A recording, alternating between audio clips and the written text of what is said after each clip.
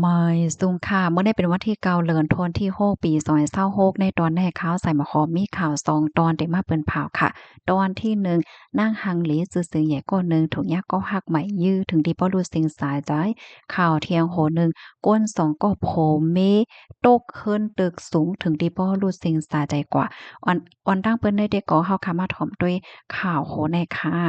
นางฮังหลีซื่อๆใหญ่ก็หนึ่งถูกย่ายื้อ ลู่สิงสาใจลองได้ก็เป็นกว่าเมื่อกลางคืนลึกวันที่7เดือนธันวาคมที่6ปี2026ดีป่นมาตั้งฝ่ายภูมิพลพรโฮงปลิกเมืองสระบุรีไล่ฮับถึงลาดว่ามีก้นถูกย่ายื้อถึงที่ป้อลู่สิงสาใจกว่าที่หิมห้อมนาปั๊มน้ำมัน LPG ปตทหิมเส้นตั้งพหลโยธินดาวเรืองเจวิงเมืองเจดอนสาบุรี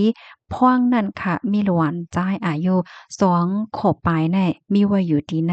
กาเนี่ยค่ะก็เป็นลูกของนางฮังลีก็นายอค่ะเพราะว่าภูมิพลพรเขาลงพื้นที่กว่ากดทัดในจึงครบทบหันคาบโตนางสาวจุฬาพรอำนั้นที่ห้องว่าน้องป้อนข้าวอายุ25ปีมานั่งในโนงตั้งโคนอนสีสอมต้องฟ้าลายหมอกไหม้ค่ะนอนปินตาหายอยู่หิมคางกานั่นในดีหิมห้อมกานั่นก็ครบทบหันปลาเกลอนใส่น้ำมันลวงในไหนเป็นข่าวเงาดีอันก้นตั้งน้ำตั้งหลายสนใจปยกเป็นอันตกอกตกใจอยู่ได้ๆวายๆเฮ็ดจังไหนเขาย้อนก็เพราะว่ามันเป็นลองเฮ็ดตั้งสร้างที่อันลิโกลิกากไว้เฮ็ดจังเนี่ยเนาะเมื่อพอกที่อันเป็นนั้นซ้ำไหนลูกอ่อนไหนก็ซ้ำมีไว้อยู่ที่ในกาและจังไหนตั้งฝ่ายภูมิพลพรเขาคะนก็ไล่กดท่าเทียก็ลาดว่ามันนางในเป็นก้นหน้าตาหังหลียอก็เป็นก้นเลน TikTok ค่ะเนาะเป็นก้นซื่อสึงใหญ่มีคนติดตามอยู่ตั้งนำแยวแลเหตุการณ์เป็นก้นเหตุการณ์ที่ในปั๊มน้ำมันค่ะที่ห้วยโป้งเจอเว้งเฉลิมภาคเกตมานั่งแต่หน้าหอต่อเฮิรนทั้งนายกล้ามีลูกจ้ายคมกันหนึ่งก็อายุมอก2ขวบปลายในปยก็ไล่แผ่ตั้งกันข้าวยามสืบมาในมานั่งในก่อนไล่กว่าอบจอมตั้งนายสุทัศน์ นายสุทัศน์ได้ซ้ำเหตุการณ์คอกาต่างนำมันค่ะเพราะว่าฮักกันไล่โจกข้าวหนึ่งเนี่ยก็ทำแผ่ตั้งกันกว่าเสร็จแล้วมันนางเนี่ยก็ซ้ำขึ้นมาหลีขึ้นจ้อมโผเก่าอันชื่อห้องว่านายกาในเนี่ยอ้อม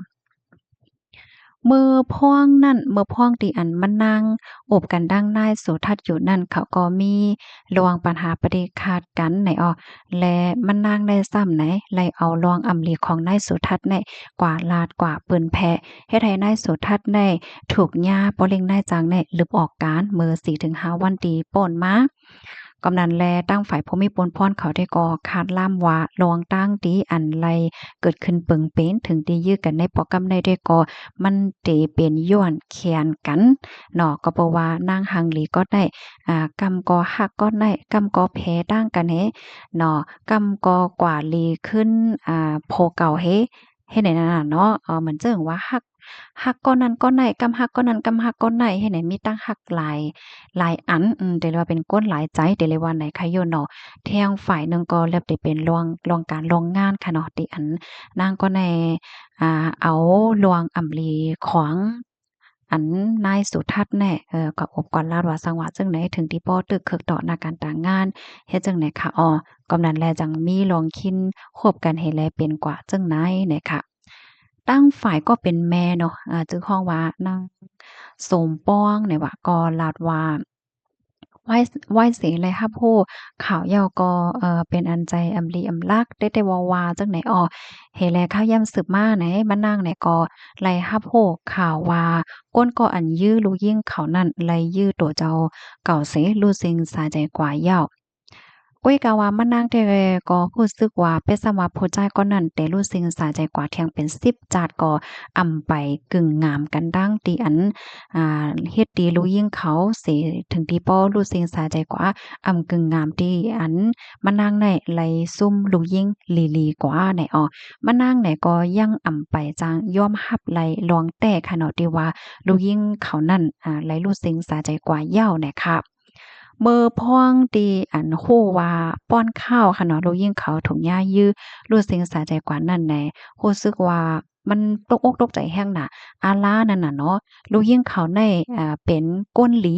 เป็นก้นกัดก้นแขนเป็นก้นต้วยถึงหน้าหอตอเฮิรนในว่ามือพ่วงตีลูกยิงออกเฮิรนกว่านั่นแหนก็อำไลลาดอีหังกันดังก็เป็นแม่นั่นน่ะเนาะก็เป็นแม่ได้ก็ว่นว่ามานางนั่นเล็บได้เอาลูกอ่อนกว่าซื้อตั้งกินตั้งยำตีเสียงตีล้านเฮ็ดจังไหนกว่าก้อยกามือหันว่าหายออกเฮิรนกว่าเคิงหน้าเย้าในแหนก็เลยส่งข้อความถามน่ะเนาะมีอยู่หลายสังสิงจึงหือเฮ็ดไหนลึกยาวให้เอาลูกปอกมานอนแลอ่าได้ไลกว่าโรงเรียนเฮ็ดได้น่ะเนาะก็เป็นแม่เนี่ยได้ก็ส่งข้อความกลับว่าเฮ็ดจั่งใดก้อยก็ว่าลูกหญิงเขานั้นก็ตอบลาดอีหังมาค่ะก็เป็นแม่ได้ก็ไลโคหลีๆงามๆว่าลูกหญิงสาวเขานั้นมีก็ฮักหลายก็ฮักไผพองว่าซังว่าจั่งไหนเนี่ยนั่นน่ะเนาะแล้วก็ลาดแทงว่าลูกหญิงเขาได้เป็นคนที่อันมีฟิงยามหลีหมออบหมอลาดหมออบหลีจ้อมก้นหลายๆก็เฮ็ดจั่งเนี้ย สืบได้กว่าได้อันลูกจ้ายของป้อนข้าวนั่นเนี่ยก็อันเป็นแม่เฒ่าในเต็นเล่งฮังกุ้ยเนี่ยค่ะเสียวก็ลัดป้าแทงว่าเตอำปล่อยว่างขว้างปันจ้ายก็ที่อันมายือลูยิ่งสาวเขานั่นให้กว่าตกเมืองงะลายสิว่าในอ้อ ข้าวย่ำสืบว่าไลโควานายสุทัศน์อายุ42ปี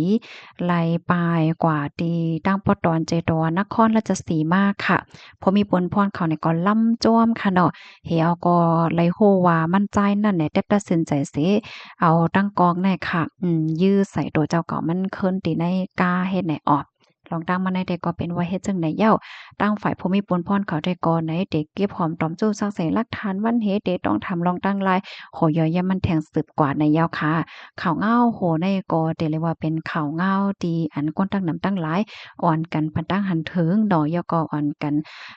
ลาดวาลีเอาเป็นตอนซ้อนนั่นน่ะเนาะกับปานมื้อเหลียวในสื่อตรงก้นว่าจังว่าเฮ็ดจังได๋มันมาแฮงเนาะลองหันกันว่าลองส่งข้อความหากันลองอบกันเนี่ยมันก็มีลองง่ายเฮ็ดจังเนี่ยเนาะบางก้อบางตีบางตั้งในถึงขั้นตีเตื้อคึกต่อหน้าหอต่อเฮิรนเหมือนจังหนังว่านอกใจกันว่าเหมือนหนังว่ามีนาหอต่อเฮิรนเหย้าก็กึ่งหลีอีหันถึงนาหอต่อเฮิรนตัวเจ้าเก่ากึ่งหลีกว่าอบซาวอบมาแท่งป้องว่าผู้หญิงเนี่ยก็สังว่ามีนาเฮิรนเหย้าก็กึ่งหลีซื้ออยู่ต่อนาหอต่อเฮิรนตัวเจ้าเก่าหลีกว่า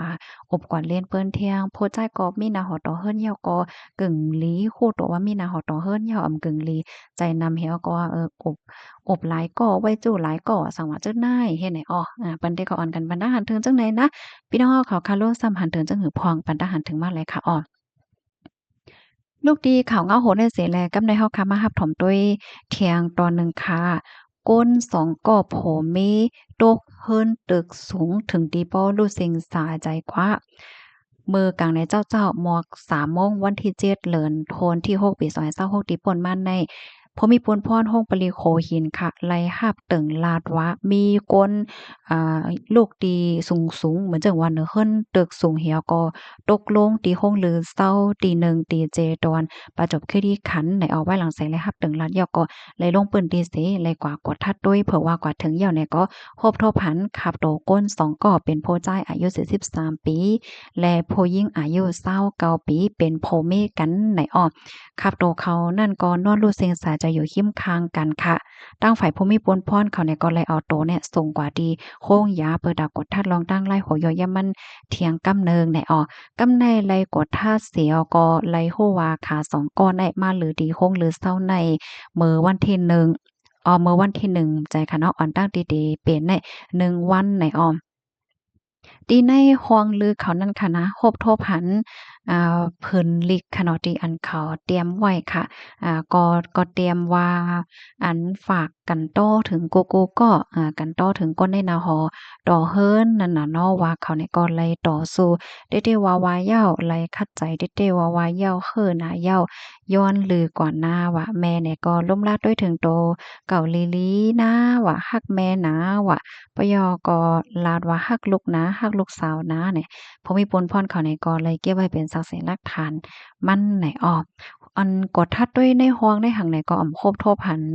ลวงเฮ็ดดีกันว่าโคของหมักมีหมักเบอร์ว่าหังว่าจังไหนก็อ่ำหันนั่นน่ะเนาะ ตั้งฝ่ายญาติพี่น้องเนี่ยก็ลาดว่าค่ะสองก็ผมมีในเขาก็วนนำคำใจย้อนก็เพราะว่ามีหนี้มีสินเนี่ยค่ะว่านะกว่าโกนในยืมสินเปิ้นมาจังไหนนั่นน่ะเนาะจึงหือก็ย่าวตั้งฝ่ายผู้มีปวนพรเขาได้ก็เตเอาซักเสหลักฐานมาแหน่เตกดทัดลองตั้งไล่หัวย่อย่ำมันสืบกว่าเที่ยงว่าเฮ็ดจังไหนยาวค่ะลือเสนั่นผู้มีปนพรเขาเนี่ยก็ย้อนฝากถึงก้นวันก้นเมืองว่าสั่งว่าตัวเจ้าเก่าคบทบยาลวงสุขใจลวงเฮ่อใจเพราะว่าในจึงกึ่งลีเปิดอกเปิดใจอบตั้งก้นหิมห้อมในเนาะอำนั้นก็คือกลุ่มตั้งฝ่ายมอยะฝ่ายป้ายใจฝ่ายป้ายใจเขาอำนั้นก็กับสืบเก่ากว่าดีฝ่ายป้ายใจดีหมายฟ้น1323ก็ไล่ในข้อมูลตอนนี้ก็คาลิปิมาที่ห้องการข่าวสดออกไว้ในค่ะยินจมพี่น้องเขาโกโก้ที่รับถอมปันแห้งค่ะย้อนให้อยู่เลยกินวานในรอดเพศกันค่ะออไม่ทรงค่ะ